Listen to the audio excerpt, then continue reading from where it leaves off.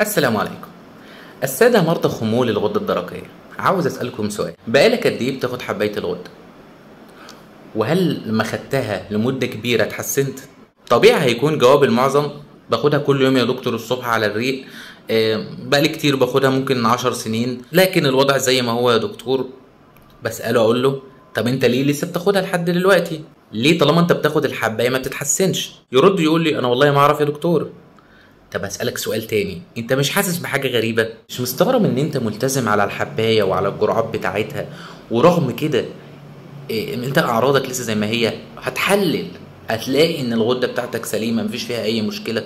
واللي ما يعرفش اعراض الغدة هي ايه هقول لكم عليها. اول حاجة تكسير في الجسم، تاني حاجة خمول، تالت حاجة كسل، رابع حاجة مزاج سيء، مزاجك وحش جدا، خامس حاجة لخبطة في الهرمونات واضطراب في الظرف الشهري ده خصوصا بالسيدات، سادس حاجة سقوط للشعر، سابع حاجة إحساس دايم بالجوع ناحية السكريات والدقيق الأبيض والمعجنات، معدتك دايما وجعاك ومكركبة، تامن حاجة جسمك دايما سقعان ومتلج، تاسع حاجة دايما مرهق وجسمك كله ملتهب بيوجعك، عاشر حاجة ضربات قلبك مش منتظمة. خلي بالك انت لو كملت على نفس الطريق فانت داخل على مقاومة انسولين يتلوها او بعدها سكر، بلس ان انت طبعا في زياده في الوزن، انت اكيد واخد بالك. ليه ما سالتش نفسك ان مال العلاج او الحبايه اللي انا باخدها دي بتعمل ايه ولا لازمتها ايه؟ طب الاعراض كلها زي ما هي ليه؟ هتروح تكلم الدكتور بتاعك يقول لك ما تحاليلك مظبوطه اهي، تقول له يا دكتور بس انا فعلا لسه تعبان، تحاليلي مظبوطه بس انا لسه تعبان. هيكون رده ما انت اكيد بتتدلع. خلي بالك ده وهم وخداع بيتعمل عليك. فتعالى ركز معايا في الكلمتين اللي اقولهم لك دول لان محدش هيقولهم لك. حضرتك طالما عندك كسل في الغدة الدرقية، افهم الأول الغدة الدرقية دي بتشتغل ازاي. أقول لك باختصار الغدة بتشتغل ازاي. في هرمون أو رسالة بيوصل للغدة من المخ، من حتة في المخ اسمها الهايبوثالاموس. الغدة بتاخد الرسالة دي بكل اختصار توديها للكبد والكلى، تقول له يا كبد وكلى استقبلوا الرسالة دي واشتغلوا. الكبد والكلى ما يصدقهم وياخدوا الرسالة دي ويشتغلوا وينفذوا الأمر وأمورك تبقى تمام. ركز بقى في اللي جاي. بتروح تحلل انت الغده، بتحلل ايه؟ بتحلل تي اس اتش وتي 3 وتي 4. ايه هو التي اس اتش بقى؟ التي اس اتش هو الرساله اللي بتطلع من المخ او من الغده النخاميه بتروح للغده الدرقيه زي ما قلنا عشان تقول لها اشتغل يا غده. بعد كده الغده بتاخد الرساله دي وتفرز حاجه اسمها التي 4، ودي رساله تانية بتبعتها للكبد والكلى وتقول لهم اشتغلوا وحولوا التي 4 لتي 3. ايه هو التي 3 ده بقى؟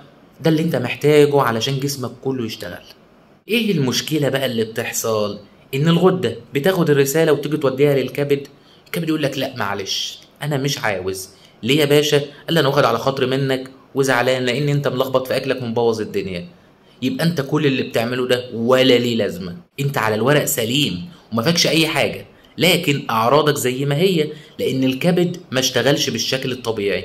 طب ليه يا كبد ما اشتغلتش بالشكل الطبيعي؟ لان الكبد مهلوك معاك ومتبهدل معاك من كميه الدهون اللي فوقه وحواليه، ومنعاه انه يستقبل اي اشاره او اي رساله، ومنع انه يقوم باي وظيفه. وبكده كل اعراض الغده هتفضل عندك لان عمليه الغده ما اكتملتش للاخر، وبالتالي هتفضل تاخد حبايه الغده دي طول عمرك والاعراض هتفضل طول عمرها عندك. وللاسف كل مدى الامر هيسوق معاك من السيء للاسوأ. صدقني لو عايز تمشي ورا الوهم خليك ماشي وراه. الوهم ان انت معتقد ان انت طول ما انت بتاخد الحبايه فانت شخص طبيعي. لا معلش في الكلمه انت غلط. خليك طبيب نفسك وخليك ادرى واحد بحالك، وده دوري ان انا اعلمك. طب ايه الحل يا دكتور؟ الحل هو اكلك. لو قعدت طول عمرك تاخد الحبوب بدون تنظيم اكلك فانت بتضيع احلى وقت بدون داعي. الحل هو تنظيمك للاكل مع نفسك او مع دكتور. طب انا عايز دلوقتي اعرف الحلول اول حاجه الدقيق الابيض ده بالنسبه لجسمك عفريت انا مش عايزه، جسمك ما هوش قابله. امنع دقيق ابيض، مكرونه، معجنات، عيش، كل ده لازم تمنعه. تاني حاجه منتجات الالبان خصوصا اللبن، هتقطع لبن فتره لحد ما امورك تتحسن. تالت حاجه نظم نومك مع اكلك مع دكتور يبقى فاهم حالتك. وصدقني شهر ونص بالتمام والكمال ظبطت اكلك بالمسطره ونومك مظبوط، صدقني اعراض الغده كلها تختفي عندك. تنبيه هام، انا مش بقولك سيب العلاج، لكن بقولك ان انت لو فضلت تاخد الحبوب دي حياتك كلها فانت ما بتعملش حاجه غير ان انت بتضيع وقت، وممكن ده يكون وقت شبابك فانت بتضيع احلى وقت في عمرك. وللاسف انت على تكه او على شفا الاصابه بمرض السكري. من الاخر، لا قيمة للحباية او علاج الغدة الدرقية بدون تنظيم اكلك. اصح حاجة ان انت تتابع تغذيتك وتتابع اكلك، والاصح ان انت تتابع مع حد فاهم ازاي يتعامل مع حالتك، لان كل حالة ليها نظام مخصص حسب سنها ووزنها. وبس كده.